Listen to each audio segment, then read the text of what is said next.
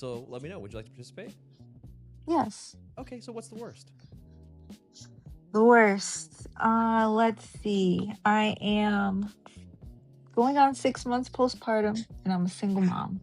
Okay, that is pretty terrible to experience, probably. Yeah, I gotcha. Yeah. Okay. Yeah. So, I mean, but you have a great smile and you're glowing. I mean, it looks like you're handling very well. But Oh, yeah. No, me too. so, do you deal with the depression side of the things too, or do you just deal with mainly like just the whole circumstances that's going on? What's the worst part of it? If you could just explain a little bit more. Uh, I don't really think there's depression this time around, but Okay. I think the worst part about it is just exhaustion, There's no help. Mm-hmm. It's just me. Gotcha. So you don't have any family at the moment to kind of help with like babysitting or letting you get a nap in or like that. It's just you specifically by yourself. I live with my mom, but she works literally all day, so Gotcha. it's just me. Yeah. Gotcha. And is this your second one? I think I may have heard that. Is that right? Yes, this is my second. Gotcha.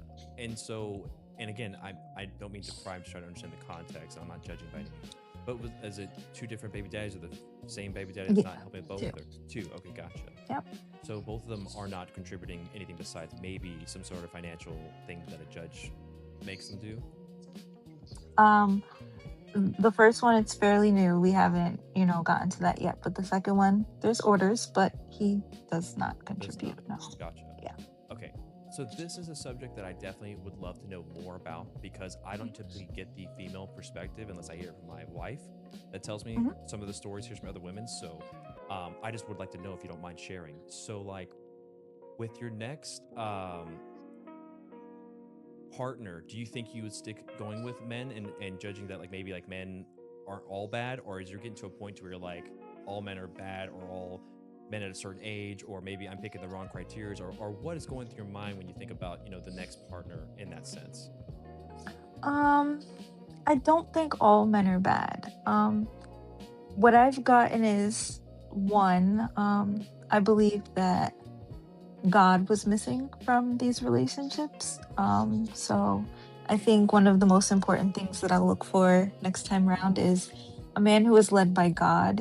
And not only do I feel like I am, but I've also been told that, I'm just a very nice person. So I feel like, people use that against me and take advantage of that. So I feel like Understandable. that's kind of my downfall when it comes to relationships is, I give my all and I budge in places that I probably shouldn't. But Mhm. when you love somebody, you do things that you wouldn't typically do. 100%. And again, it's going based off what you know as love and what's supposed to be the right thing, Yeah. right?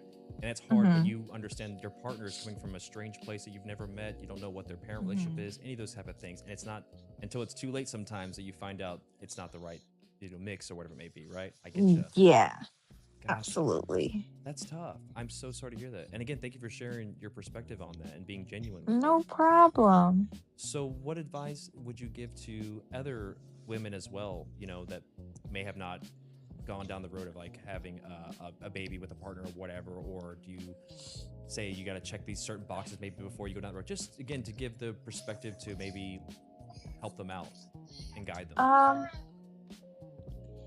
I would just say pay attention to the small things. Pay attention to the way your partner treats other people Mhm. because they can treat you that same way.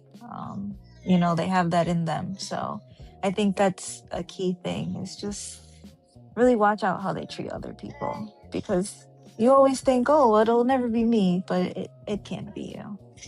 And again, just to elaborate too, if you're saying notice the small things, which I think is a great advice by the way too, what things reflecting back now did you notice how they treated other people that inevitably led to them treating you that way that you think is bad? Um, like lying about things that you don't necessarily need to lie about. Um, and just like, for example, if somebody is asking you, hey, are you going to fill out this application? But you have no intention on filling out the application, but you tell them, yeah, I'm going to fill it out later. If you can lie about something small like that to a Hmm. stranger, you can lie about something small like that to your partner. And there's this motto that I've kind of learned, and I feel like I kind of swear by now that I've heard somebody say, I don't remember who said it, but somebody said that if you can cheat on your wife, that they are not going to do business with you. Because if you could do that to your wife, you could do that to a business partner. Understandable, 100%.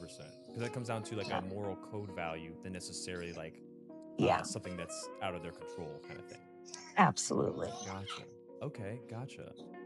And again, like, thank you again being so honest and sincere with this too. My next question would be like, how are you looking forward into the future when it comes to the circumstances that you're in? Like, do you have like doom and gloom? Do you have hope? I mean, obviously you live with mom right now, but like, what's your kind of plan? Just because again, I'm sure there's plenty of other women on my end, or if I ever was to post this, if you gave me consent permission, I don't post without permission, that, you can let them know that, they have hope too, or they have guidance, or they're not lost, or because we're all going through stuff, right? We all have suffering in some sort of manner, right? Absolutely. But everyone has different problems, whatever's going on. So what do you think? Mm. I think right now, for me, my biggest thing is just letting God lead me, praying. I just got saved in December. Mhm. So I think that's kind of what's pushing me to keep moving forward. And I mean, I've always been a positive person, but, you know, the grass is greener, it can get better. And I've learned as long as you think positively, positive things will happen in your life. You got to train your mental in that way. Because if you look at the bad side of things, I feel like bad things are just always going to happen. You're always going to be looking for the worst, and then the worst is always going to happen. So Mhm. you just got to look at the bright side of things because it can always be worse. 100%. 100%. That's great advice and great perspective for sure. Thank you. No Um, problem. I'm also not sure. Do you have any questions for me or anything like that as well? Because I also hate to put it all on you too, especially when you're being vulnerable. Like I can be just as vulnerable. I just don't want to share my story unless you would want to hear my story, right? Um, what made you get into this type of podcast? Because the men that you're describing was and I hate to say the word men because I don't think men do those kinds of things, abandon their responsibilities and things of that nature, right? So I feel like it also is just happens to be a misguidance. Like these boys, Hmm. get influenced by social media or maybe even their own, father role models that do the same thing and cheat on their spouses and have multiple families or whatever it may be, right? And so I felt like if I would have had the guidance, I wouldn't have gone down a lot of my paths of like addictions and treating women not so great and people and stuff like that or whatever. And so that's what kind of got me on here to do this. And hopefully that makes sense. So all the suffering I had, Yeah, I'm trying to show people there's another way with positivity.